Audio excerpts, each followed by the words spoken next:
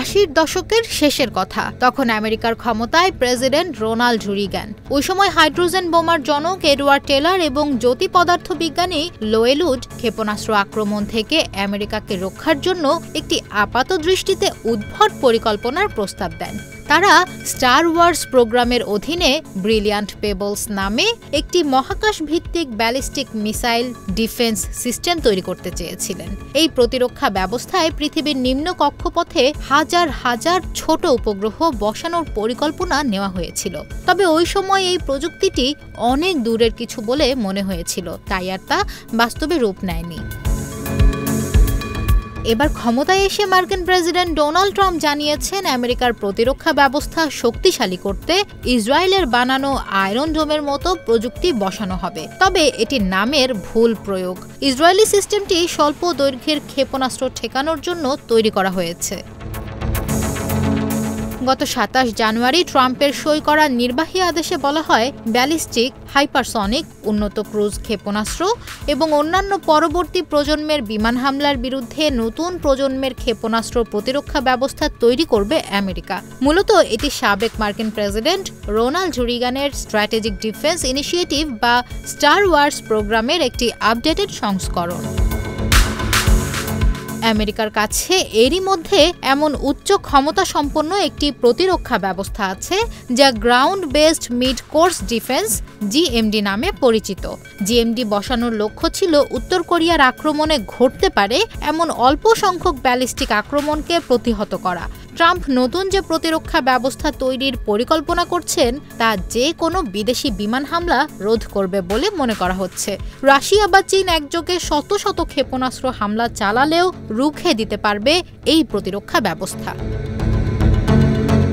British সাময়িকী ইকোনমিস্টের এক প্রতিবেদনে বলা হয়, ট্রাম্পের এই পরিকল্পনা বোকামি। কারণ মিসাইল থামানোর জন্য ইন্টারসেপ্টর মিসাইল উন্নত না করে অতিরিক্ত আক্রমণাত্মক ব্যবস্থা তৈরি করা খুব কার্যকর হবে না।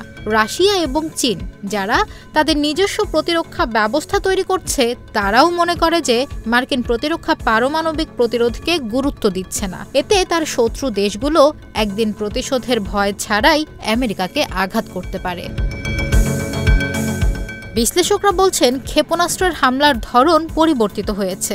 দূরপাল্লার অপারমাণবিক ক্ষেপণাস্ত্রগুলো এখন মহাদেশীয় মার্কিন যুক্তরাষ্ট্রের সামরিক সুবিধাগুলোকে পঙ্গু করে দিতে পারে। ফলে শত্রুরা আমেরিকাকে দূরবর্তী যুদ্ধের বাইরে থাকতে বাধ্য করতে পারে।